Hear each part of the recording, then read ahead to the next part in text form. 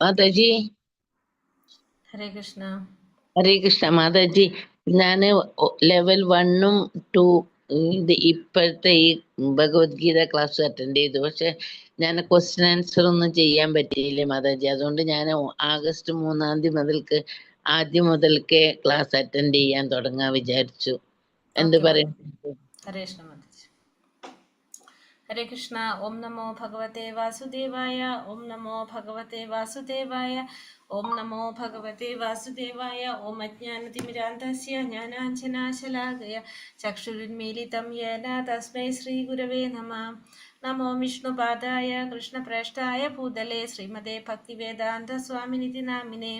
നമസ്തേ സാരസ്വതേ ദേവേ ഗൗരവാണി പ്രചാരിണേ നിർവിശേഷ ശൂന്യവാദി പാശ്ചാത്യദേശകാരിണേ. ജയ ശ്രീ കൃഷ്ണ ചൈതന്യ പ്രഭു നിത്യാനന്ദ ശ്രീ അദ്വൈത ഗദാധര ശ്രീവാസാദി ഗൗരഭക്തവൃന്ദ. ഹരേ കൃഷ്ണ കൃഷ്ണ കൃഷ്ണ ഹരേ ഹരേ. ഹരേ രാമ രാമ രാമ ഹരേ ഹരേ. ഹരേ Krishna. Shri Shri Radha Govind temple ISKCON മംഗളൂരിന്റെ Bhagavad Gita ക്ലാസ്സിലേക്ക് എല്ലാവർക്കും സ്വാഗതം. ഹരേ കൃഷ്ണ. എല്ലാവർക്കും പ്രണാമം.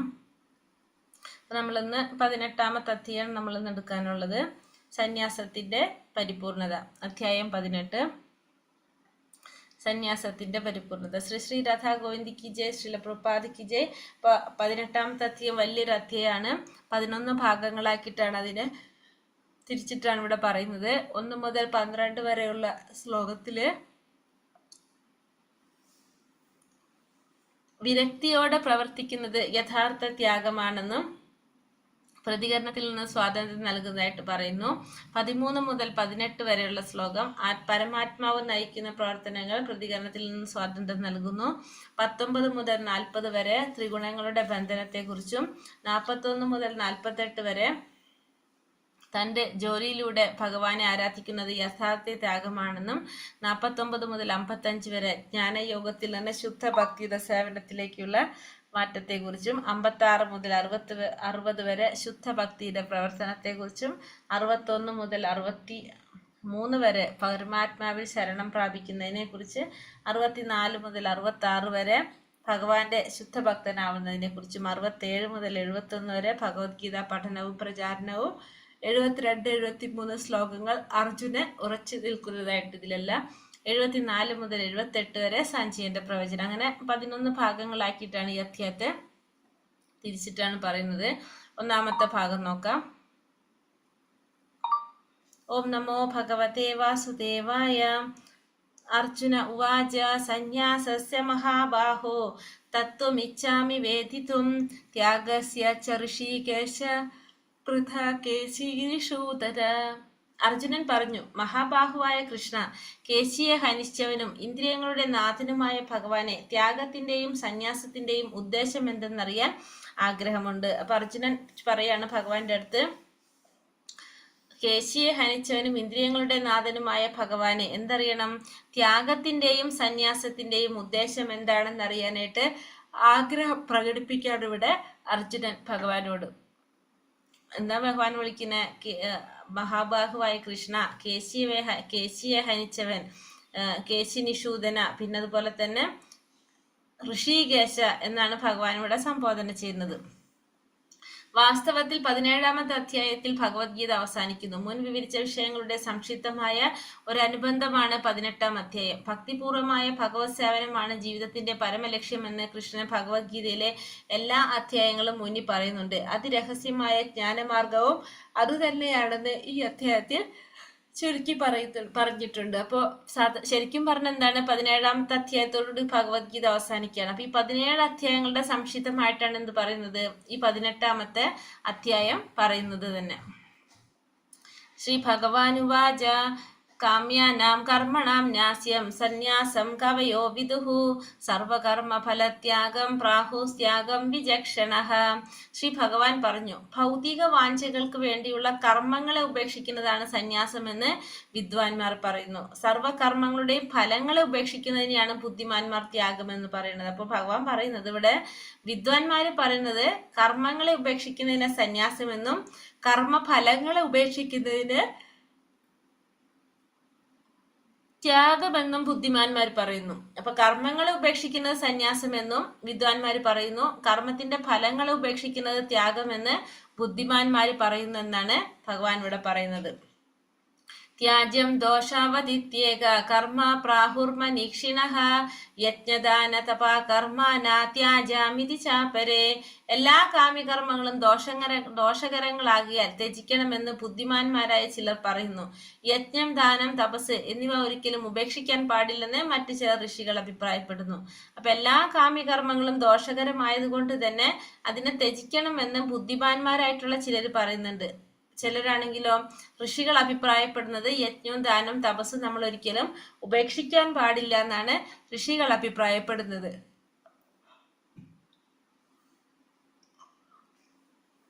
നിശ്ചയം ശൃണുമേ തത്ര ത്യാഗേ ഭരത സത്തമാം ത്യാഗോ ഹി പുരുഷ വ്യാഘ്ര ത്രിവിധ സംപ്രകീർത്തിതഃ.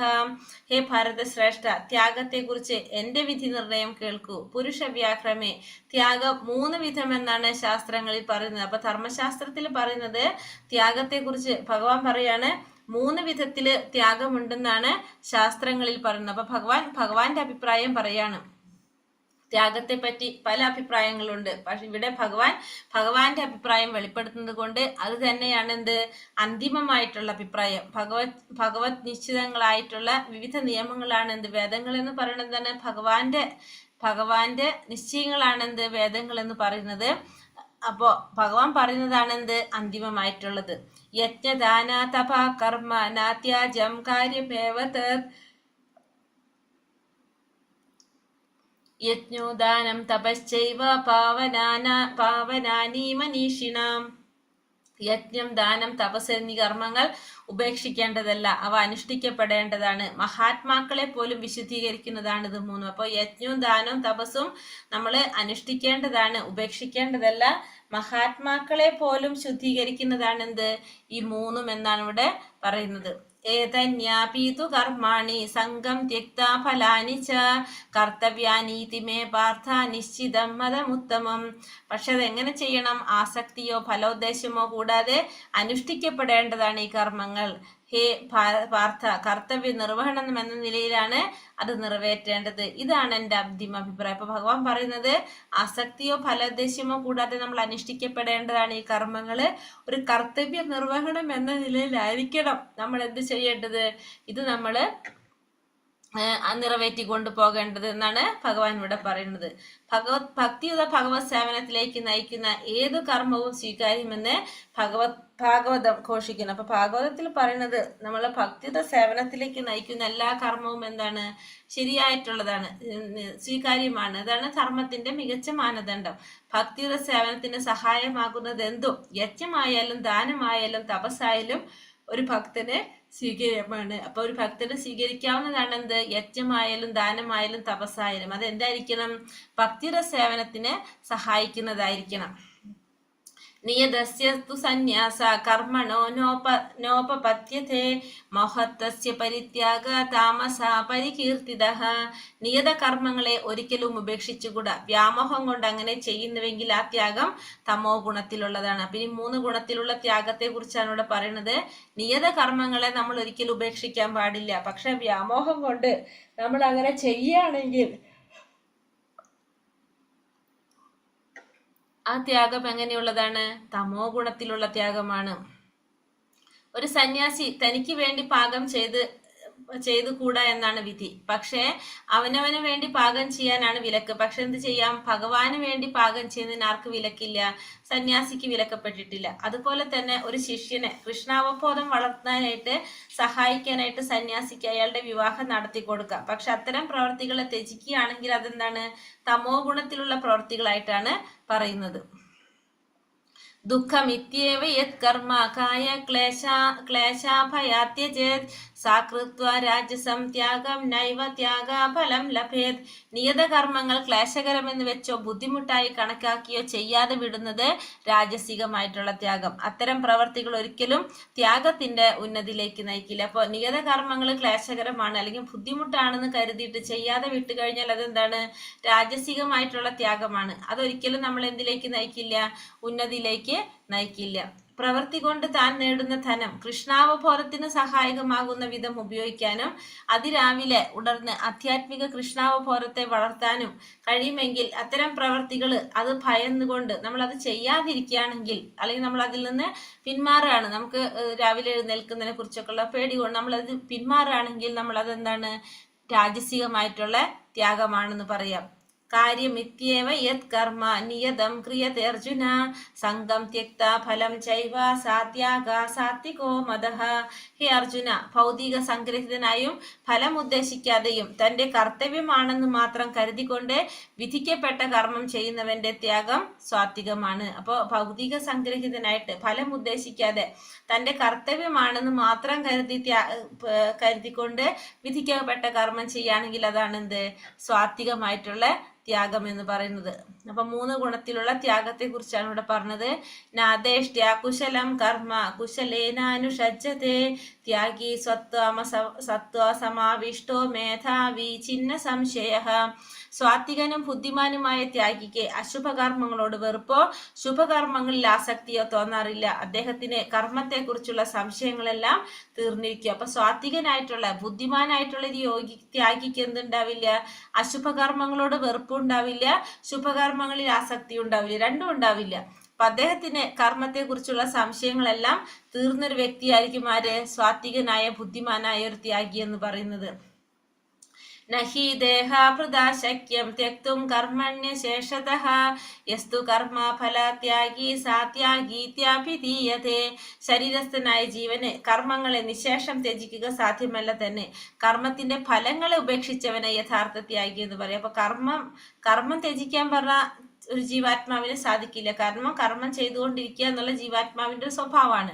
പക്ഷെ കർമ്മത്തിന്റെ ഫലങ്ങളെ ഉപേക്ഷിക്കാനായിട്ട് സാധിക്കും. അങ്ങനെ ഉപേക്ഷിക്കുന്നവനെ നമുക്ക് എന്ത് പറയാം, യഥാർത്ഥ ത്യാഗി എന്ന് പറയാൻ സാധിക്കും. അപ്പൊ അന്താരാഷ്ട്ര കൃഷ്ണാവബോധ സമിതിയിലെ അംഗങ്ങള് പല ഓഫീസുകളിലും ഫാക്ടറികളിലും മറ്റും കഠിനമായി പ്രവർത്തിച്ചു വരുന്നുണ്ട്. അങ്ങനെ നേടുന്ന ധനം അത്രയും അവരെന്താണ്, സംഘടനയ്ക്ക് വേണ്ടി ചെലവഴിക്കും. ഇതാണെന്ത്, ഇത്തരത്തിൽ ചെയ്യുന്നവരാണ് യഥാർത്ഥ സന്യാസി വര്യന്മാര്.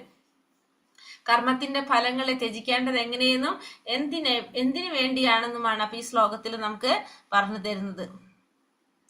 അനിഷ്ടമിശ്രമിശ്രം ച ത്രിവിധം കർമ്മണ ഫലം ഭവത്യത്യാഗിനാം പ്രേത്യ നതു സന്യാസിനാം കെചിത്. അനിഷ്ടം, ഇഷ്ടം, മിശ്രം എന്നിങ്ങനെ 3 വിധത്തിലുള്ള കർമ്മഫലങ്ങളെയും ത്യാഗികളല്ലാത്തവർക്ക് മരണാനന്തരം അനുഭവിക്കേണ്ടി വരും. സന്യാസികൾക്ക് അത്തരം അനുഭവങ്ങൾ ഉണ്ടാവില്ല. അപ്പൊ 3 തരത്തില് ഉള്ള കർമ്മങ്ങൾ കർമ്മത്തിന്റെ ഫലങ്ങള് ത്യാഗികളല്ലാത്തവർക്ക് അനുഭവിക്കേണ്ടി വരും. എങ്ങനെയാണ്? അനിഷ്ടം, ഇഷ്ടം, മിശ്രം. അനിഷ്ടം എന്ന് പറഞ്ഞാല് നമ്മള് എന്താണ്, അനിഷ്ടം ഒന്ന് സ്വർഗത്തിലേക്ക് നയിക്കുന്നത്, പിന്നെ നരകത്തിലേക്ക് നയിക്കുന്നത്, പിന്നെ എന്താണ് പറഞ്ഞത്, രണ്ടും കൂടിയത്, സുഖ ദുഃഖങ്ങൾ രണ്ടും കൂടിയിട്ടുള്ളത്, അതാണ് എന്ത് പറഞ്ഞത്, അനിഷ്ടം, ഇഷ്ടം, മിശ്രം. അപ്പൊ ഇത്തരത്തിലുള്ള കർമ്മത്തിന്റെ 3 വിധത്തിലുള്ള കർമ്മത്തിന്റെ ഫലം നമുക്ക് അനുഭവിക്കേണ്ടതായിട്ട് വരും. എങ്ങനെയുള്ളവർക്ക്? ത്യാഗികളല്ലാത്തവർക്ക്. സന്യാസികൾക്കാണെങ്കിലോ ഇത്തരം അനുഭവങ്ങൾ ഉണ്ടാകുന്നില്ല. ത്യാഗികളല്ലാത്തവർക്കാണത് അനുഭവിക്കേണ്ടതായിട്ട് വരുന്നത്. ഇനി ഭാഗം രണ്ടാമത്തെ ഭാഗത്തിന്റെ സംഗ്രഹം.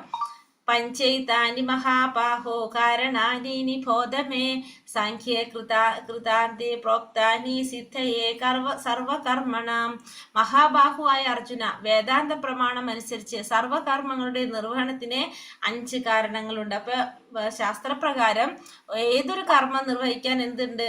5 കാരണങ്ങളുണ്ട്. ഇനി അതിനെ കുറിച്ചാണ് ഭഗവാൻ പറയുന്നത്. എന്തൊക്കെയാണത്? അധിഷ്ഠാനം തഥാ കർത്ത കരണം ച പൃഥക് വിധം വിവിധാശ്ച പൃഥക് ചേഷ്ട ദൈവം ചൈവാത്ര പഞ്ചമം. ഒന്ന് അധിഷ്ഠാനം, ചെയ്യാൻ ഒരു ശരീരം വേണം, കർമ്മം ചെയ്യാൻ ഒരു വ്യക്തി വേണം, കർമ്മം ചെയ്യാൻ ഇന്ദ്രിയങ്ങൾ വേണം, നാനാവിധത്തിലുള്ള ഉദ്യമങ്ങൾ, പരിശ്രമങ്ങൾ, പലതരത്തിലുള്ള പരിശ്രമങ്ങൾ വേണം, പരമാത്മാവ് വേണം. ഈ 5 ഘടകങ്ങളാണ് നമുക്ക് എന്തിനു വേണ്ടത്?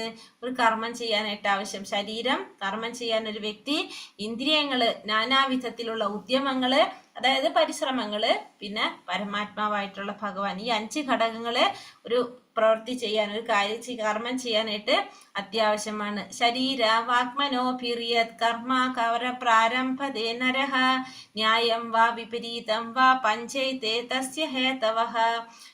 ന്യായമാകട്ടെ ന്യായമാകട്ടെ അന്യായമാകട്ടെ, മനുഷ്യൻ തന്റെ ശരീരം, വാക്ക്, മനസ്സ് എന്നിവയാൽ ചെയ്യപ്പെടുന്ന ഏതൊരു പ്രവൃത്തിക്കും കാരണം ഈ 5 ഘടകങ്ങളാണ്. അപ്പൊ ഈ 5 ഘടകങ്ങള് എല്ലാറ്റിനും ഉണ്ട്.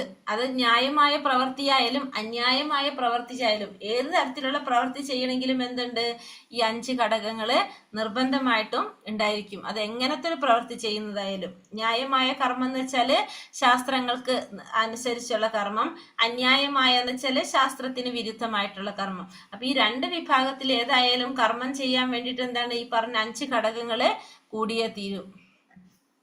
തത്രൈവം സതി കർത്താരം ആത്മാനം കേവലം തുയഃ പശ്യത്യാകൃത ബുദ്ധിത്വാൻ സാ പശ്യതി ദുർമതി. ഈ 5 ഘടകങ്ങളെയും കണക്കിലെടുക്കാതെ താൻ തന്നെയാണ് കർത്താവ് എന്ന് വിചാരിക്കുന്നവൻ തീർച്ചയായും ബുദ്ധിമാനല്ല. അയാൾക്ക് സംഗതികൾ യഥാർത്ഥം കാണാനും കഴിയില്ല. അപ്പോൾ ഈ 5 ഘടകങ്ങൾ കണക്കിലെടുക്കാതെ താൻ തന്നെയാണ് കർത്താവ് എന്ന് വിചാരിക്കുന്നവൻ ആരല്ല, ബുദ്ധിമാനല്ല എന്ന് മാത്രമല്ല, അവന് കാര്യങ്ങൾ യഥാർത്ഥത്തിൽ മനസ്സിലാക്കാൻ കഴിയാത്ത വ്യക്തിയാണ്. ഇപ്പൊ മേൽ പറഞ്ഞ 4 ഭൗതിക ഹേതുക്കളെ മാത്രം കർമ്മത്തിന് കാരണമായി കാണരുത്. കാരണം ഏറ്റവും പരമമായ കാരണം ആരാണ്, പരമപുരുഷനായിട്ടുള്ള ഭഗവാൻ. ഈ പരമപുരുഷനെ കണ്ടറിയാത്തവനാണ് താൻ തന്നെ കർത്താവ് എന്ന് വിശ്വസിക്കുന്നത്. ആ പരമപുരുഷനെ അറിയാത്തവനാണ് എന്ത് ചിന്തിക്കുന്നത്, ഞാനാണ് കർത്താവ് എന്ന് വിശ്വസിക്കുന്നത്. തസ്യ നാഹം കൃതോ ഭാവോ ബുദ്ധിർയസ്യാന ലിപ്യത്തെ ഹത്വാപി സ ഇമാം ലോകാൻ നാഹന്തീന നിപത്യത്തെ. മിഥ്യാഹങ്കാരത്താൽ പ്രേരിതനല്ലാതെ അനാസക്തമായ ബുദ്ധിയോട് കൂടിയ ഒരാൾ നരഹത്യയിൽ ഏർപ്പെട്ടാലും ഹിംസകനല്ല.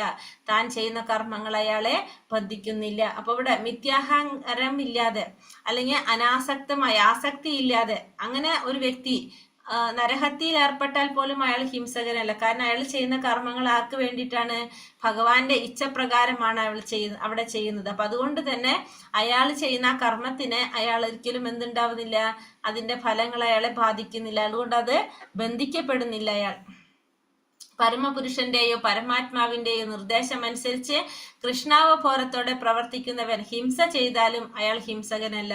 അയാൾക്ക് ഹിംസയുടെ പ്രതികരണം അനുഭവപ്പെടുകയില്ല. മേലുദ്യോഗസ്ഥന്റെ കൽപ്പന പ്രകാരം മനുഷ്യരെ കൊല്ലുന്ന ഭടന്മാരിൽ കൊലക്കുറ്റം ചുമത്താറില്ലല്ലോ, അവർ ശിക്ഷിക്കപ്പെടാറില്ല താനും. പക്ഷെ സ്വേച്ഛാപ്രകാരം നടത്തുന്നതാണ് ഈ വധമെങ്കിൽ തീർച്ചയായും കോടതി അയാളെ ശിക്ഷിക്കും. അപ്പൊ ഭഗവാന്റെ പരമാത്മാവിന്റെ നിർദ്ദേശം അനുസരിച്ച് അല്ലെങ്കിൽ കൃഷ്ണാവബോധത്തോടെ പ്രവർത്തിക്കുന്ന ഹിംസ ചെയ്താൽ അയാൾ ആരല്ല, ഹിംസകനല്ല. കാരണം അയാൾ ചെയ്യുന്നുണ്ടെങ്കിൽ അത് അയാളുടെ ഇച്ഛപ്രകാരമല്ല, ഭഗവാന്റെ ഇച്ഛയ്ക്ക് അനുസരിച്ചാണ് പ്രവർത്തിക്കുന്നത്. അതുകൊണ്ട് തന്നെ അയാൾക്ക് അവിടെ എന്തില്ല, ബന്ധനം വരുന്നില്ല. യസ്യാനാഹം കൃതോ ഭാവോ ജ്ഞാനം ജ്ഞേയം പരിജ്ഞാത ത്രിവിധ കർമ്മ ചോദന കരണം കർമ്മ കർത്തേതി ത്രിവിധ കർമ്മ സംഗ്രഹ. ജ്ഞാനവിഷയം, ജ്ഞാനി എന്നീ 3 ഘടകങ്ങളാണ് കർമ്മത്തിന് പ്രേരകങ്ങള്. ഇന്ദ്രിയങ്ങൾ, കർമ്മം, കർത്താവ് അതിന്റെ ഘടകങ്ങളാണ്. അപ്പൊ കർമ്മത്തിന് പ്രേരകമായിട്ടുള്ള 3 കാര്യങ്ങൾ ഏതൊക്കെയാണ്, ഒന്ന് ജ്ഞാനം, ജ്ഞാനത്തിനൊരു വിഷയം വേണം, പിന്നെ ജ്ഞാനി വേണം. അതുപോലെ തന്നെ അതിന്റെ ഘടകങ്ങൾ എന്ന് പറയുന്നത് ഇന്ദ്രിയങ്ങളും കർമ്മവും കർത്താവും. അതാണ് അതിന്റെ ഘടകങ്ങളായിട്ട് പറയുന്നത്. ഇനി അതാണ് 3ാമത്തെ ഭാഗത്തിൽ പറയുന്നത്. ഈ കാര്യങ്ങളെ കുറിച്ചാണ് ഇവിടെ പറയുന്നത്. ജ്ഞാനം കർമ്മച്ച കർത്താച്ച ത്രിധൈവ ഗുണഭേദതഃ പ്രോച്യതേ ഗുണസാഖ്യേന യഥാ വച്രൂണു താന്യപി. ഭൗതിക പ്രകൃതിയുടെ 3 വ്യത്യസ്ത ഗുണങ്ങളനുസരിച്ച് 3 ഗുണത്തിലുള്ള ജ്ഞാനം, അതുപോലെ തന്നെ കർത്താവ്, ഇതിനെ കുറിച്ചാണ് ഇനി ഇവിടെ പറയുന്നത്. 3 ഗുണത്തിലുള്ളവനെ കുറിച്ചാണ് പറയുന്നത്. 3 ഗുണങ്ങളെയും ബന്ധനാക്കുന്നതാണ് ഈ പ്രകൃത്യങ്ങളായിട്ടുള്ള ഈ 3 ഗുണങ്ങളും ബന്ധനമുണ്ടാക്കുന്നതാണ്. മുക്തിദായങ്ങളല്ല. സത്വഗുണത്തിനും എന്തുണ്ട്, ബന്ധനമുണ്ട്. അപ്പൊ ഇനി ഓരോ ഗുണത്തിലുള്ളതിനെ കുറിച്ച് നമുക്ക് നോക്കാം. ജ്ഞാനത്തെ കുറിച്ചാണ് ആദ്യം പറയുന്നത്. സർവഭൂതേഷു യേനൈകം ഭാവമവ്യയമീക്ഷത്തെ അവിഭക്തം വിഭക്തേഷു ജ്ഞാനം വിധി സ്വാത്വികം. അസംഖ്യ രൂപങ്ങളിൽ ഭിന്നമായി കാണപ്പെടുന്നെങ്കിലും എല്ലാ ജീവജാലങ്ങളിലും അവിഭക്തമായ ഒരേ ആധ്യാത്മിക പ്രകൃതിയെ കാണാൻ കഴിയുന്ന ജ്ഞാനം ഏതോ അതാണ് സ്വാത്വികമായിട്ടുള്ളതെന്ന് മനസ്സിലാക്കുക. അപ്പൊ അസംഖ്യ രൂപങ്ങളിൽ ഭിന്നമായിട്ട് കാണപ്പെടുന്നു എങ്കിലും എല്ലാ ജീവാത്മാക്കളിലും അവിഭക്തമായിട്ടുള്ള ഒരേ ആധ്യാത്മിക പ്രകൃതിയെ കാണാൻ കഴിയുന്ന ജ്ഞാനമാണ് എന്ത്? സ്വാത്വികമായ ജ്ഞാനം എന്ന് പറയുന്നത്. അപ്പൊ സ്വാത്വികമായ ജ്ഞാനം എന്ന് പറഞ്ഞാൽ എന്താണ് അർത്ഥാക്കുന്നത്? നമുക്ക് ജീവാത്മാവ് എന്ന് പറയുന്നത് എല്ലാറ്റിലും ആരുണ്ട്? ജീവാത്മാവുണ്ട്, പരമാത്മാവുണ്ട്. പക്ഷെ എല്ലാറ്റിലും കാണുന്ന ജീവാത്മാവിന് ഒരേ ഗുണങ്ങളാണ്. എല്ലാവരും ഭഗവാന്റെ അംശമാണ്, ഭഗവാന്റെ നിത്യദാസന്മാരാണെന്ന് മനസ്സിലാക്കാൻ കഴിയുന്നതാണ് എന്ത്? സ്വാത്വികമായിട്ടുള്ള ജ്ഞാനം എന്ന് പറയുന്നത്. പൃഥക് തേനാതു യജ്ഞാനം നാനാഭാവാൻ പൃഥക്തിധാൻ വേത്തി സർവേഷു ഭൂതേഷു തജ്ഞാനം വിധി രാജസം. ഒരേ ശരീരത്തിലും വെവ്വേറെ തരത്തിലുള്ള ഓരോ ജീവാത്മാവ് കുടികൊള്ളുന്നു എന്ന് തോന്നിക്കുന്ന ജ്ഞാനം രാജസം. അപ്പൊ ഓരോ ശരീരത്തിലും വേറെ വേറെ ജീവാത്മാവാണ് എന്ന് തോന്നിക്കുന്ന ജ്ഞാനമാണ് എന്ത്? രാജസികമായിട്ടുള്ളതെന്ന് ഇവിടെ ഭഗവാൻ പറയുന്നത്. യത്തു കൃഷ്ണാവതേകസ്മിൻ കാര്യേ സക്താമഹൈതുകം അതത്തത്വാർത്ഥവദൽപം ച തത്താമ സമുദാഹൃതം. കാരണം കൂടാതെയും സത്യജ്ഞാനം നേടാതെയും എല്ലാം അത് തന്നെയാണെന്ന് കരുതി നിസാര കാര്യത്തിൽ പോലും അതീവ താല്പര്യം കൊള്ളുന്നതായിട്ടുള്ള അറിവ് തമോ ഗുണത്തിലുള്ള ജ്ഞാനം. അപ്പൊ കാരണം കൂടാതെ സത്യജ്ഞാനം നേടാതെ എല്ലാം അത് തന്നെയാണ് എന്ന് കരുതിക്കൊണ്ട്, അതായത് ഭൗതികമായ രീതിയിൽ ചിന്തിക്കുക എല്ലാത്തിനും, അത്തരത്തില് അതീവ താല്പര്യം കൊള്ളുന്ന അറിവാണെന്ത്? തമോ ഗുണത്തിലുള്ള ജ്ഞാനം എന്ന് പറയുന്നത്. അപ്പൊ ദേഹാതീതനായ ജീവാത്മാവിനെ കുറിച്ചുള്ള ജ്ഞാനം സ്വാത്വികം, ഭൗതികതയിൽ നിന്നുള്ള ഊഹാപോഹങ്ങളിൽ നിന്ന് ജനിക്കുന്നത് രാജസികം, ശരീരത്തിന്റെ സംപ്രീതിക്കും സുരക്ഷിതത്വത്തിനും ഉതകുന്ന ജ്ഞാനം താമസികം. അതാണ് 3 ഗുണത്തിലുള്ള ജ്ഞാനം എന്ന് ഇവിടെ പറയുന്നത്. നിയതം സംഘരഹിതം അരാഗദ്വേഷദാകൃതം അഫലപ്രപ്സുന കർമ്മ യത്തത് സാത്വികമുച്യതേ. അനാസക്തമായും രാഗദ്വേഷരഹിതമായും ഫലാസക്തി കൂടാതെയും നിയന്ത്രിതമായ വിധത്തിൽ ചെയ്യുന്ന കർമ്മം സ്വാത്വിക കർമ്മം. അപ്പോൾ സാത്വികമായ കർമ്മത്തെ കുറിച്ചാണ് പറയുന്നത്. ആസക്തി ഇല്ലാതെ രാഗദ്വേഷരഹിതനായിട്ട് ഫലത്തിൽ ആസക്തി കൂടാതെ പിന്നെന്താണ്? നിയന്ത്രിതമായ വിധത്തിൽ ചെയ്യുന്ന കർമ്മമാണ് എന്ത്? സ്വാത്വികമായ കർമ്മം എന്ന് പറയുന്നത്. യത്തു കാമേപ്സുനാ കർമ്മ സാഹങ്കാരേണ വാ പുനഃ ക്രിയതേ ബഹുലായാസം തദ്രാജ സമുദാഹൃതം. തന്റെ ആഗ്രഹം നിറവേറ്റാനായോ മിഥ്യാഹംഭാവം കൊണ്ടോ ഏറെ പ്രയാസപ്പെട്ട് ചെയ്യുന്നതാണ് എന്ത്? രാജസികമായിട്ടുള്ള കർമ്മം. തന്റെ ആഗ്രഹം നിറവേറ്റാൻ വേണ്ടി അല്ലെങ്കിൽ മിഥ്യാഹംഭാവം കൊണ്ട് ഏറെ പ്രയാസപ്പെട്ട് ചെയ്യുന്നത് രാജസികമായിട്ടുള്ള കർമ്മം എന്ന് പറയാം. അനുബന്ധം ക്ഷയം ഹിംസ മനാപേക്ഷ പൗരുഷം മോഹാദാരാഭ്യത്തെ കർമ്മ യത്തത്താമസമുച്യത്തെ. തുടർന്നുണ്ടാകുന്ന കെട്ടുപാടുകളെയോ അന്യർക്കുണ്ടാകുന്ന നാശത്തെയോ ക്ലേശങ്ങളെയോ അവഗണിച്ചുകൊണ്ട് ശാസ്ത്രങ്ങൾക്കെതിരായിട്ട് വ്യാമോഹം മൂലം ചെയ്യപ്പെടുന്ന കർമ്മമാണെന്ത്? താമസികമായിട്ടുള്ള കർമ്മം എന്ന് പറയുന്നത്. അപ്പൊ 3 ഗുണത്തിലുള്ള കർമ്മത്തെ കുറിച്ചാണ് പറഞ്ഞത് നമ്മളിവിടെ. ഇനി അടുത്തത് കർത്താവിനെ കുറിച്ചാണ് പറയുന്നത്. മുക്ത സംഘോനഹം വാദി ധൃത്യുത്സാഹ സമന്വിതഃ സിദ്ധ്യസിദ്ധിർ നിർവികാര കർത്ത സ്വാത്വിക ഉച്യത്തെ. ഭൗതിക പ്രകൃതിയുടെ ത്രിഗുണങ്ങളുമായി ബന്ധപ്പെടാതെ മിഥ്യാഹങ്കാരം ത്യജിച്ച് സ്ഥിരനിശ്ചയത്തോടു കൂടിയും ഉത്സാഹത്തോടു കൂടിയും ജയാപരാജയങ്ങളിൽ അക്ഷോഭ്യനായും പ്രവർത്തിക്കുന്നവനാണ് ആര്? സ്വാത്വികനായ കർത്താവ്. അപ്പൊ ത്രിഗുണങ്ങളുമായിട്ട് ബന്ധമില്ല, മിഥ്യാഹങ്കാരം ഇല്ല, സ്ഥിരനിശ്ചയത്തോടെ ഉത്സാഹത്തോടു കൂടി ജയപരാജയങ്ങളിൽ അക്ഷോഭ്യനായിട്ട് പ്രവർത്തിക്കുന്നവൻ സ്വാത്വികനായ കർത്താവ്. ഇനിയോ രാഗി കർമ്മഫലേ പ്രപ്സുർ ലുപ്തോ ഹിംസാത്മകോ ശുചിഹി ഹർഷശോകാന്വിത കർത്ത രാജസ പരികീർത്തിത. പ്രവൃത്തിയിലും അതിന്റെ ഫലങ്ങളിലും ആസക്തനും ആ ഫലം അനുഭവിക്കാൻ ആഗ്രഹമുള്ളവനും ലോഭിയും ഈർഷ്യാലുവും വിശുദ്ധി ഇല്ലാത്തവനും സുഖദുഃഖങ്ങളാൽ ബന്ധിതനുമായ കർത്താവാണ് ആര്? രാജസമായിട്ടുള്ള കർത്താവ്. രാജസികനായ കർത്താവ് എന്ന് പറഞ്ഞാല് എല്ലാത്തിലും ആസക്തനായിരിക്കും, ഫലങ്ങൾ അനുഭവിക്കാൻ ആഗ്രഹമുള്ളവനാണ്, ലോഭിയാണ്, ഈർഷ്യാലുവാണ്, വിശുദ്ധി ഇല്ലാത്തവനും സുഖദുഃഖങ്ങൾ ബാധിതനുമായിട്ടുള്ളതാണ് ആര്? സ്വാത്വികനായ രാജസികനായിട്ടുള്ള കർത്താവ്. അയുക്ത പ്രാകൃത സ്തബ്ധോ ഷഠോ ഷഠോ നൈഷ്കൃതികോലസ വിഷാദി ദീർഘസൂത്രി ച കർത്ത താമസമുച്യത്തെ. എപ്പോഴും ശാസ്ത്രനിഷിദ്ധങ്ങളായ കർമ്മങ്ങളിൽ ഏർപ്പെടുന്നവനും ഭൗതികവാദിയും ദുർവാശിക്കാരനും ചതിയനും മറ്റുള്ളവരെ അപമാനിക്കുന്നതിൽ സമർത്ഥനും അലസനും ദുഃഖിതനും കർത്തവ്യം നീട്ടിവെച്ചുകൊണ്ടിരിക്കുന്നവനുമായിട്ടുള്ള ഒരാളെ താമസൻ എന്ന് പറയാം. അപ്പൊ എപ്പോഴും എങ്ങനെയാണ്? ശാസ്ത്രനിഷിദ്ധങ്ങളായിട്ടുള്ള കർമ്മങ്ങളിൽ ഏർപ്പെട്ടുകൊണ്ടിരിക്കുക. ഭൗതികവാദിയാണ്, ദുർവാശിക്കാരനാണ്, ചതിയനാണ്, മറ്റുള്ളവരെ അപമാനിക്കുന്ന സമർത്ഥനും അലസനും ദുഃഖിതനുമായിട്ടുള്ള, പിന്നെ മടികൊണ്ട് കർത്തവ്യം ഇങ്ങനെ മാറ്റിക്കൊണ്ടേയിരിക്കും. അത്തരത്തിലുള്ളതാണ് ആര്?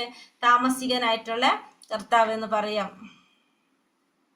അപ്പൊ 3 ഗുണത്തിലുള്ള കർത്താവിനെ കുറിച്ച് പറഞ്ഞു. ബുദ്ധേർ ഭേദം ഹൃദയശ്ചൈവ ഗുണാതസ്ത്രിവിധം ശൃണു പ്രോച്യമാനാമേശേഷേണ പൃഥക് തേന ധനഞ്ജയ. ഹേ ധനഞ്ജയ, ഭൗതിക പ്രകൃതിയുടെ ത്രിഗുണങ്ങൾ അനുസരിച്ച് പലതരത്തിലുള്ള ദൃഢനിശ്ചയങ്ങളും അറിവുകളുമുണ്ട്. ഇനി അതിനെക്കുറിച്ച് പറഞ്ഞു തരാമെന്ന് പറയണം. അപ്പൊ ഇനി 3 ഗുണത്തിലുള്ള ദൃഢനിശ്ചയത്തെക്കുറിച്ചും ജ്ഞാനത്തെക്കുറിച്ചൊക്കെയാണ് ഇനി പറയുന്നത്. പിന്നെ ബുദ്ധി. അപ്പൊ ഇവിടെ പറയുന്നത് എന്താണ്? പ്രവൃത്തിയും ച നിവർത്തിയും ച കാര്യകാര്യേ ഭയാഭയേ ബന്ധം മോക്ഷം ചെയ്യാവേത്തി ബുദ്ധി സാ പാർത്ഥ സ്വാത്തിക്ക്. കുന്തിപുത്ര, ചെയ്യേണ്ടത് എന്താണ്, ചെയ്തു കൂടാത്തത് എന്താണ്, ഭയപ്പെടേണ്ടതാണ് പെടേണ്ടാത്തതെന്ത്, ബന്ധത്തിനും മോക്ഷത്തിനും കാരണമാകുന്നത് എന്ത്, ഇതെല്ലാം അറിയുന്ന ബുദ്ധിയാണ് എന്ത്? സ്വാത്വികമായ ബുദ്ധി എന്ന് പറയുന്നത്. യയാ ധർമ്മമധർമ്മം ച കാര്യം ചാകാര്യമേവ ച അയഥാവത് പ്രജാനാതി ബുദ്ധി സാ പാർത്ഥ രാജസി. പാർത്ഥ, ധർമ്മമെന്ത് അധർമ്മമെന്ത്, ചെയ്യേണ്ടതെന്ത് ചെയ്യാൻ പാടില്ലാത്തതെന്ത് എന്ന് വേർതിരിച്ചറിയാനാവാത്ത ബുദ്ധിയാണ് എന്ത്? രാജസികമായിട്ടുള്ള ബുദ്ധി എന്ന് പറയുന്നത്.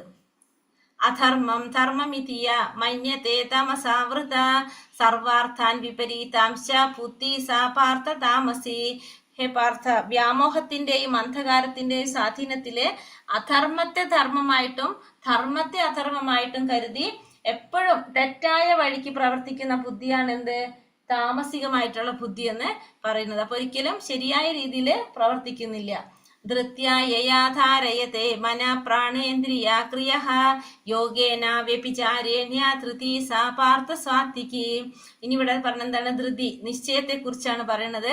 ഹേ പാർത്ഥ, യോഗാനുഷ്ഠാനത്താൽ നിലനിർത്തിയും ദൃഢമായതും മനസ്സ്, പ്രാണൻ, ഇന്ദ്രിയങ്ങൾ എന്നിവയുടെ പ്രവർത്തനങ്ങളെ നിയന്ത്രിക്കുന്നതുമായിട്ടുള്ള നിശ്ചയം സ്വാത്വികമായിട്ടുള്ള നിശ്ചയം. അപ്പൊ ധൃതി ദൃഢനിശ്ചയത്തെ കുറിച്ചാണ് പറഞ്ഞത്. അപ്പൊ യോഗാനുഷ്ഠാനം കൊണ്ട് നിലനിർത്തിക്കൊണ്ടും ദൃഢമായിട്ടുള്ളത് മനസ്സ്, പ്രാണൻ, ഇന്ദ്രിയങ്ങൾ എന്നിവയുടെ പ്രവർത്തനങ്ങളെ നിയന്ത്രിക്കുന്നതുമായിട്ടുള്ള നിശ്ചയമാണ് എന്ത്? സ്വാത്വികമായ നിശ്ചയം എന്ന് പറയുന്നത്. പരമജ്ഞാനത്തിനുള്ള ഒരു മാർഗമാണ് എന്ത്? യോഗം. അവ്യഭിചാരീണ എന്ന വാക്കിവിടെ സാരവത്താണ്. കൃഷ്ണാവബോധത്തിൽ മുഴുകിയവനെ മറ്റു പ്രവർത്തികൾ ഒരിക്കലും അതിൽ നിന്ന് വ്യതിചലിപ്പിക്കില്ലെന്നത് സൂചിപ്പിക്കുന്നു. അപ്പൊ കൃഷ്ണാവബോധത്തിൽ മുഴുകിയവന് സാധിക്കില്ല, മറ്റുള്ള പ്രവർത്തികൾ ഒന്നും ആ വ്യക്തിയെ ബാധിക്കുന്നില്ല. യയാ തു ധർമ്മകാമാർത്ഥാൻ ധൃത്യാ ധാരയത്തെ അർജുന പ്രസംഗേന ഫലാകാംക്ഷി ധൃതി സാ പാർത്ഥ രാജസി. അല്ലയോ അർജുന, ഏതൊരു നിശ്ചയം കൊണ്ടാണോ മനുഷ്യൻ ധർമ്മം, അർത്ഥ, കാമം എന്നിവയെ സ്വീകരിക്കുന്നത്, അതിലുള്ള അത്യാസക്തി കൊണ്ട് ഫലകാംക്ഷിയായി തീരുന്നത്, അത് രാജസികമായിട്ടുള്ള നിശ്ചയമാണ്. അപ്പോ ധർമ്മം, അർത്ഥ, കാമം അതിനെ സ്വീകരിക്കുന്നത് എന്തൊരു നിശ്ചയം, ദൃഢനിശ്ചയം കൊണ്ടാണോ അതിൽ ആസക്തമായിക്കൊണ്ടിരിക്കുന്നത്, ഫലകാംക്ഷിയായി തീരുന്നതാണ് എന്ത്? രാജസികമായിട്ടുള്ള നിശ്ചയം എന്ന് പറയുന്നത്. യയാ സ്വപ്നം ഭയം ശോകം വിഷാദ മതമേവ ച നാവിമുഞ്ചതി ദുർമേധ ധൃതി സാ പാർത്ഥ താമസി. അല്ലയോ കുന്തിപുത്ര, സ്വപ്നം, ഭയം, വ്യസനം, വിഷാദം, മതം എന്നിവയ്ക്ക് അതീതമല്ലാത്ത ബുദ്ധിശൂന്യമായ നിശ്ചയം തമോ ഗുണത്തിലുള്ളത്. അപ്പോ ഈ സ്വപ്നം, ഭയം, വ്യസനം, വിഷാദം, മതം ഇവയ്ക്ക് അധീനമാകാം. ഈ പറഞ്ഞ കാര്യങ്ങൾക്ക് അധീനമായിക്കൊണ്ടുള്ള ബുദ്ധിശൂന്യമായിട്ടുള്ള നിശ്ചയമാണ് എന്ത്? തമോ ഗുണത്തിലുള്ളത്. അതായത് ഇവയ്ക്ക് നമ്മൾ അതീതമല്ല, നമ്മൾ ഇതിന് അധീനനായിക്കൊണ്ട് ഉള്ള നിശ്ചയം, ബുദ്ധിശൂന്യമായ നിശ്ചയമാണ് എന്ത്? തമോ ഗുണത്തിലുള്ള നിശ്ചയം എന്ന് പറയുന്നത്.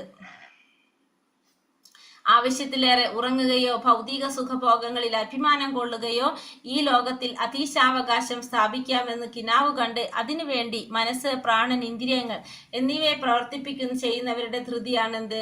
താമസികമായിട്ടുള്ളത്. അപ്പൊ നമ്മൾ ചിന്തിക്കുകയാണ്, നമ്മൾ ഇങ്ങനെ എന്താണ് മനസ്സ്, പ്രാണൻ, ഇന്ദ്രിയങ്ങൾ ഇവയെ പ്രവർത്തിപ്പിക്കാൻ സാധിക്കും എങ്ങനെ? കിനാവ് കണ്ടിട്ട് ലോകത്തിന്റെ അതീശ അവകാശം സ്ഥാപിക്കാൻ സാധിക്കുമെന്നുള്ള സ്വപ്നത്തിലൂടെ നമ്മൾ ഇത്തരത്തില് ചിന്തിച്ച് പ്രവർത്തിക്കുന്നതാണ് തമോ ഗുണത്തിലുള്ള ദൃഢനിശ്ചയം എന്ന് പറയുന്നത്. ധൃതി, നിശ്ചയം. സുഖം തിദ്വാനി ത്രിവിധം ശൃണു മേ ഭരതർഷഭ അഭ്യാസാത് രമതേ യത്ര ദുഃഖാന്തം ച നിഗച്ഛതി. ഹേ ഭരതർഷഭ, ഭക്തനായ ജീവാത്മാവ് ആസ്വദിക്കുകയും ആ ആസ്വാദനത്തിലൂടെ ചിലപ്പോൾ സകല ക്ലേശങ്ങളിൽ നിന്ന് മുക്തി നേടുകയും ചെയ്യുന്ന സുഖത്തെ പറ്റി ഇനി പറഞ്ഞു തരാം. ഇനി 3 ഗുണത്തിലുള്ള സുഖത്തെ പറ്റിയാണ് ഇനി പറയുന്നത്. യത്തദഗ്രവിഷമിവ പരിണാമേ മൃതോപമം തത്സുഖം സ്വാത്വികീം പ്രോക്തം ആത്മാ ബുദ്ധി പ്രസാദജം. ആദ്യത്തിൽ വിഷം പോലെ തോന്നിയിരിക്കുന്നതും അന്ത്യത്തിൽ അമൃത തുല്യവും ആത്മസാക്ഷാത്കാരം ഉണർത്തുന്നതുമായ സുഖം സ്വാത്വികം. അപ്പൊ ആദ്യം നമുക്ക് എന്ത് തോന്നും? അത് വിഷം പോലെ തോന്നും. അതിനുശേഷം അമൃതം തുല്യമായിട്ട് മാറുന്ന സുഖമാണ് എന്ത്? സ്വാത്വികമായ സുഖം എന്ന് പറയുന്നത്.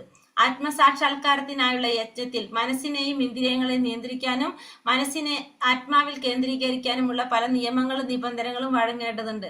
ഇതൊക്കെ കർക്കശമായിട്ടുള്ള, ഇപ്പൊ രാവിലെ എഴുന്നേൽക്കുന്നത്, മംഗളാരതി അറ്റൻഡ് ചെയ്യുന്നത് ഒക്കെ ആദ്യം നമുക്ക് ഭയങ്കര ബുദ്ധിമുട്ടാണ്. പിന്നെ അത് ചെയ്ത് പോകുമ്പോൾ നമുക്ക് അതിൽ ആനന്ദം അനുഭവിക്കാൻ സാധിക്കും. അത്തരത്തിലുള്ള സുഖമാണ് എന്ത്? സ്വാത്വികമായിട്ടുള്ളത് എന്ന് പറയുന്നത്. വിഷയേന്ദ്രിയ സംയോഗാത് യത്തദഗ്രേ മൃതോപമം പരിണാമേ വിഷമിവ തത്സുഖം രാജസം സ്മൃതം. ഇന്ദ്രിയങ്ങൾ വിഷയങ്ങളോട് ചേരുമ്പോൾ ഉളവാകുന്ന സുഖം ആദ്യത്തില് അമൃത തുല്യമായിട്ട് തോന്നും, ഒടുവിൽ വിഷപ്രായമായിട്ട് തോന്നുന്നതാണ് എന്ത്? രാജസികമായിട്ടുള്ള സുഖം എന്ന് പറയുന്നത്. അപ്പൊ തുടക്കത്തിൽ അമൃതവും പിന്നീട് വിഷമായിട്ട് തോന്നുന്നത്. ഒരു യുവതിയും യുവാവും തമ്മിൽ കണ്ടുമുട്ടുന്നു. ആരംഭത്തിൽ ഇത് എല്ലാം ഇന്ദ്രിയങ്ങളെ വളരെ സന്തോഷകരമായി തോന്നും. കുറച്ചു കാലത്തിന് ശേഷമാണെങ്കിലോ ആ സുഖം വിഷതുല്യമായിട്ട് മാറും. ഇവർ തമ്മിൽ പിരിയും, അല്ലെങ്കിൽ വിവാഹമോചനം, പിന്നെ ദുഃഖമായി, വിലാപമായി. അത്തരത്തിലുള്ള സുഖം രജോ ഗുണത്തിലുള്ളത്. രജോ ഗുണത്തിലുള്ളവരുടെ സുഖം എപ്പോഴും എങ്ങനെയാണ്? ആദ്യം അമൃത തുല്യം, പിന്നെ വിഷമായിട്ട് മാറുന്നതാണ് രജോ ഗുണത്തിലുള്ള സുഖം. യദഗ്രേചാനുബന്ധേച്ച സുഖം മോഹനമാത്മനഃ നിദ്രാലസ്യ പ്രമാദോത്ഥം തത്താമാ സമുദാഹൃതം. ആത്മദർശനത്തെ സംബന്ധിച്ചിടത്തോളം അന്ധവും ആദ്യം മുതൽ അവസാനം വരെ വ്യാമോഹഭരിതവും നിദ്ര, ആലസ്യം, പ്രമാദം എന്നിവയിൽ നിന്നുള്ള ഉണ്ടാകുന്നതുമായിട്ടുള്ള സുഖം താമസമായിട്ടുള്ളത്. അപ്പൊ എന്താ പറഞ്ഞത്? ആദ്യം മുതൽ അവസാനം വരെ അതെന്താണത്? ആത്മദർശനത്തെ സംബന്ധിച്ചിടത്തോളം ആദ്യം മുതൽ അവസാനം വരെ അത് വ്യാമോഹഭരിതവും നിദ്ര, ആലസ്യം, പ്രമാദം എന്നിവയിൽ നിന്നുണ്ടാകുന്നതുമായിട്ടുള്ള സുഖമാണ് എന്ത്? താമസികമായിട്ടുള്ള സുഖം എന്ന് പറയുന്നത്. അത് അന്ധമാണ്, ആദ്യം മുതൽ അവസാനം വരെ അത് വ്യാമോഹഭരിതമാണ്. അങ്ങനെയുള്ള സുഖം താമസികമായിട്ടുള്ള സുഖം. നാതദസ്തി പൃഥിവി ദേവേഷു വാ പുനഃ സത്വം പ്രകൃതിജർമുക്തം യഥേഭി സ്യാത്രിഭിർഗുണൈഹി. ഈ ഭൂമിയിലോ ഗ്രഹവ്യൂഹങ്ങളിൽ ദേവന്മാർക്കിടയിലോ പ്രകൃതിജങ്ങളായി 3 ഗുണങ്ങളിൽ നിന്ന് മുക്തരായിട്ട് യാതൊരു ജീവനുമില്ല. അപ്പൊ എവിടെയാണെങ്കിലും നമുക്ക് എന്തുണ്ട്? ഈ 3 ഗുണങ്ങളിൽ നമ്മൾ ബന്ധിക്കപ്പെടുന്നവരാണ്. അത് ഭൗതിക പ്രകൃതിയിൽ എവിടെയായാലും ഏതൊരു ജീവാത്മാവായാലും അവർക്ക് എന്തുണ്ട്? മനുഷ്യരായാലും ദേവന്മാരായാലും എല്ലാവർക്കും ഈ 3 ഗുണങ്ങൾ സ്വാധീനിക്കും. ഏതെങ്കിലും ഗുണങ്ങള് ഓരോരുത്തരെ സ്വാധീനിക്കും. ഇതിൽ നിന്ന് മുക്തനായിട്ടുള്ള ഒരു ജീവാത്മാവും ഇല്ല എന്നാണ് ഇവിടെ പറയുന്നത്. ഇനി അടുത്ത 4ാമത്തെ ഭാഗം. ബ്രഹ്മണ ക്ഷത്രിയ വിശാം ശൂദ്രാണാം ച പരം തപ കർമാണി പ്രവിഭക്താനി സ്വഭാവ പ്രഭവൈർഗുണൈഹി. ഹേ ശത്രുഞ്ജയനായ അർജുന, ബ്രാഹ്മണനെയും ക്ഷത്രിയനെയും വൈശ്യനെയും ശൂദ്രനെയും തിരിച്ചറിയുന്നത് ഈ ഗുണങ്ങളുടെ ആധാരമാക്കി ഉണ്ടാകുന്ന സ്വഭാവ വ്യത്യാസത്തിന്റെ അടിസ്ഥാനത്തിലാണ്. എന്ത്? 4 വർണ്ണങ്ങളെ തിരിച്ചറിയുന്നത്. നമ്മൾ പറഞ്ഞല്ലേ, ഗുണകർമ്മ വിഭാഗശ, ഗുണത്തിന്റെയും കർമ്മത്തിന്റെയും അടിസ്ഥാനത്തിലാണ് ഈ 4 വർണ്ണങ്ങള് ഭഗവാൻ സൃഷ്ടിച്ചത്. അത് തിരിച്ചറിയുന്നതും ഇതിന്റെ അടിസ്ഥാനത്തിൽ തന്നെയാണ്. ശമോദമസ്തപാ ശൗചം ശാന്തിരാർജവമേവ ച ജ്ഞാനം വിജ്ഞാനമാസ്തിക്യം ബ്രഹ്മകർമ്മ സ്വഭാവജം.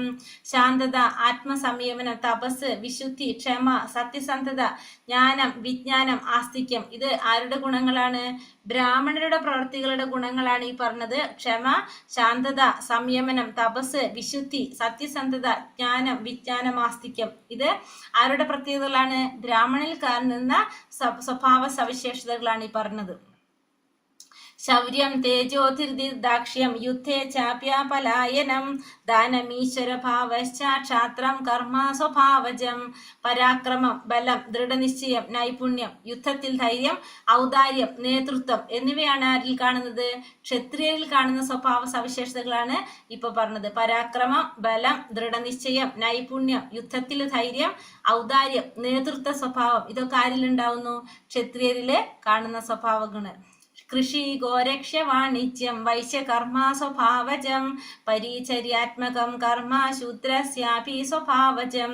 കൃഷി, ഗോരക്ഷ, വ്യാപാരം എന്നിവ വൈശ്യർക്ക് സ്വാഭാവികമായിട്ട് കാണുന്നതാണ്. എന്ത്? കൃഷി, ഗോരക്ഷ, വാണിജ്യം. ശൂദ്രരുടേതാണെങ്കിലോ അധ്വാനവും മറ്റുള്ളവരെ പരിചരിക്കലുമാണ് ആരിൽ കാണുന്നത്? ശൂദ്രരില് കാണുന്നത്. കർമ്മണ്യഭിരത സംസിദ്ധി ലഭതേ നരഃ സ്വകർമ്മ നിരത സിദ്ധിം യഥാ വിദ്ധതി തച്ഛൃണു. സ്വാഭാവികങ്ങളായ പ്രവർത്തികൾ ചെയ്തുകൊണ്ടിരുന്നാൽ മനുഷ്യന് പൂർണ്ണത നേടാം. എങ്ങനെയെന്ന് പറയാൻ കേൾക്കും. അപ്പോൾ ഈ പറഞ്ഞ കർമ്മങ്ങൾ ഓരോരുത്തർക്കും പറഞ്ഞിരിക്കുന്നത് സ്വാഭാവികമായിട്ട് ചെയ്താൽ തന്നെ അവർക്ക് എന്ത് സാധിക്കും? പൂർണ്ണത നേടാൻ സാധിക്കും. അതെങ്ങനെയാണെന്നാണ് ഇനി പറയുന്നത്. യഥാ പ്രവൃത്തിർ ഭൂതാനാം യേന സർവമിദം തദം സ്വകർമ്മണ തമഭ്യർച്ച്യ സിദ്ധിയും വിത്തതി മാനവഃ. സർവജീവികളുടെയും പ്രഭവസ്ഥാനവും സർവവ്യാപിയുമായ ഭഗവാനെ ആരാധിക്കുക നിമിത്തം സ്വകർമ്മങ്ങളിൽ കൂടി ഒരു വ്യക്തിക്ക് പരിപൂർണതയിലെത്താം. അപ്പൊ എല്ലാവരും എന്ത് ചെയ്യുക? സ്വന്തം കർമ്മങ്ങൾ അനുഷ്ഠിക്കുക. അങ്ങനെ നമുക്ക് എന്ത് സാധിക്കും? വ്യാപിയായിട്ടുള്ള ഭഗവാനെ ആരാധിച്ചുകൊണ്ട് പരിപൂർണതയിലെത്താൻ സാധിക്കും. അപ്പോൾ ഓരോരുത്തർക്കും പറഞ്ഞിരിക്കുന്ന കർമ്മങ്ങള് ഭഗവാനെ ആരാധിച്ചുകൊണ്ട് ഭഗവാനെ സമർപ്പിച്ചുകൊണ്ട് ചെയ്യുകയാണെങ്കിൽ അവർക്ക് പരിപൂർണതയിലെത്താൻ സാധിക്കുമെന്നാണ് പറയുന്നത്. ശ്രേയാൻ സ്വധർമ്മ വിഗുണ പരധർമാസോ നിഷ്ഠിതാത് സ്വഭാവാനിയതം കർമ്മ കുർവൻ നാപ്നോതി കിൽബിഷം. അന്യന്റെ കർമ്മം ഭംഗിയായി ചെയ്യുന്നതിനേക്കാൾ കുറ്റമറ്റതായില്ലെങ്കിൽ പോലും തനിക്ക് വിധിക്കപ്പെട്ട പ്രവൃത്തി ചെയ്യുന്നതാണ് നല്ലത്. അതായത് സ്വഭാവത്തിനനുസരിച്ച് നിർദ്ദിഷ്ടമായ കർമ്മത്തിൽ ഏർപ്പെടുന്നവർക്ക് പാപപ്രതികരണം അനുഭവിക്കേണ്ടി വരില്ല. അപ്പോൾ നമ്മൾ മറ്റുള്ളവരുടെ കർമ്മം വൃത്തിയായിട്ട് ചെയ്യുന്നതിനേക്കാൾ തെറ്റാണെങ്കിൽ പോലും നമ്മുടെ കർമ്മം ചെയ്യുന്നതാണ്, വിധിക്കപ്പെട്ട കർമ്മം ചെയ്യുക എന്നതാണ് ഏറ്റവും നല്ലത്. അങ്ങനെ നിർദ്ദിഷ്ടമായ കർമ്മത്തിൽ ഏർപ്പെടുന്നവർക്ക് എന്തുണ്ടാവില്ല?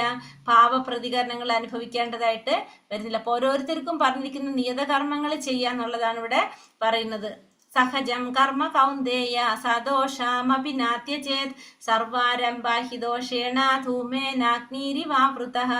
ഹേ കൗന്ദേയ, അഗ്നി പുകയാൽ മൂടപ്പെട്ടിരിക്കുന്നത് പോലെ എല്ലാ ഉദ്യമങ്ങളും ഏതെങ്കിലും ദോഷത്താൽ മൂടപ്പെട്ടിരിക്കും. അതുകൊണ്ട് തനിക്ക് സ്വാഭാവികമായ കർമ്മം അത് ദോഷങ്ങൾ നിറഞ്ഞതായാൽ പോലും ഉപേക്ഷിക്കാവുന്നതല്ല. അപ്പൊ ഭഗവാൻ പറയുന്നത് എന്താണ്? അഗ്നി പുകയാൽ മൂടപ്പെട്ടിരിക്കുന്ന പോലെ എല്ലാ കർമ്മങ്ങൾക്ക് എന്തുണ്ട്? ദോഷങ്ങൾ ഉണ്ടാവും. എന്തെങ്കിലും ദോഷങ്ങള് എല്ലാ കർമ്മങ്ങൾക്കും എന്തെങ്കിലും കുറവുകൾ ഉണ്ടാവും. പക്ഷെ എന്നിരുന്നാലും തനിക്ക് വിധിക്കപ്പെട്ട സ്വാഭാവികമായിട്ടുള്ള കർമ്മം ദോഷങ്ങൾ നിറഞ്ഞതാണെങ്കിലും നമ്മൾ അതെന്ത് ചെയ്യേണ്ട? അതിന് ഉപേക്ഷിക്കേണ്ട ആവശ്യമില്ല എന്നുള്ളതാണ് ഭഗവാൻ നമുക്ക് പറഞ്ഞു തരുന്നത്. ഏതൊരു കർമ്മവും പരമപുരുഷന്റെ സംതൃപ്തിയായിക്കൊണ്ട് അനുഷ്ഠിക്കപ്പെടുമ്പോൾ അതിന്റെ ദോഷവശങ്ങൾ നീങ്ങി അത് വിശുദ്ധമാകും. ഭക്തിഭരിതമായ സേവനത്തോട് ബന്ധപ്പെട്ട് കർമ്മത്തിന്റെ ഫലങ്ങൾ വിശുദ്ധീകരിക്കപ്പെട്ടാൽ അന്തരാത്മാവിനെ ദർശിക്കാൻ വേണ്ടുന്ന പരിപൂർണത വ്യക്തിക്ക് ലഭിക്കും. അതാണ് നമ്മൾ എന്ത് പറയുന്നത്? ആത്മസാക്ഷാത്കാരം എന്ന് പറയുന്നത്. ഹരേ കൃഷ്ണ കൃഷ്ണ കൃഷ്ണ ഹരേ ഹരേ, ഹരേ രാമ രാമ രാമ ഹരേ ഹരേ. വഞ്ചകൽപതരൂപേശ്ച കൃപാ സിന്ധോഭ്യവ